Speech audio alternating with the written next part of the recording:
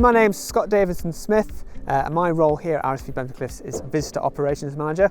And what that basically means is anything to do with visitors. So the first thing we do is we own the cliff top. So that is now fully protected, so there's no fear of development or anything like that. So the birds that come and make Bempton Cliffs their home, it's all safe and sound.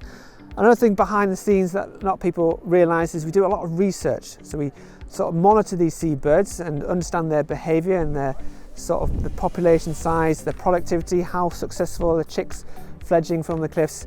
Dietary surveys, is that diet changing due to climate change and things like that? That's behind the scenes, and that roughly equates to about 1,000 hours of volunteer time. So it's quite a big undertaking. And also we've got the centre behind me here, and that's just a facility to make sure people get the best out of our visit, and it also helps us generate income to help us continue our great conservation work. So the Gannets it's the largest seabird you'll find in the UK. It's got a 2-metre wingspan, so really easy to see for the size it is. And for RSPB Bempton Cliffs, we are the largest mainland colony for the UK. We're the only England colony, so we're quite unique, and we're one of the best places to see seabirds. We're quite, done a lot for accessibility, making sure it's nice and easy to get to the cliff tops.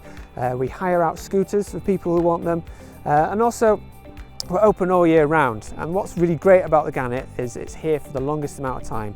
So it sort of arrives around February, March, and can be here right up until sort of October time. So if you want to see a gannet, then Bempton is definitely the place to be. So when they arrive, what happens is the two adults go their separate ways over winter. They come back, they sort of rebond that relationship, and through courtship they'll sort of do billing, or it looks like kissing of their beaks and bills.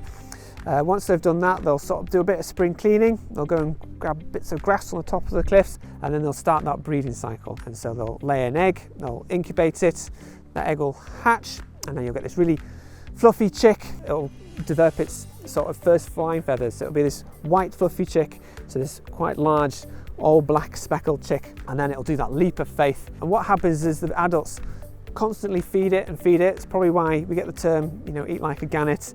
So it's got lots of fat reserves to help it through its journey, and once it's used those up, it just gives it a bit of motivation to go and find its own food. And it takes 5 years for it to get into adulthood. But in terms of what the future holds for gannets, is sort of a big concern. And no doubt you've heard about bird flu over the news. So thankfully, we haven't been affected that bad. And also there's a lot of development out on the sea as well, which is another concern. Fishing, wind farms, you name it. So we do a lot of research and a lot of advocacy work to try and safeguard not just gannets, but the marine wildlife that you can see here. So all the help we can get is what we need to make sure that is there for the next generation.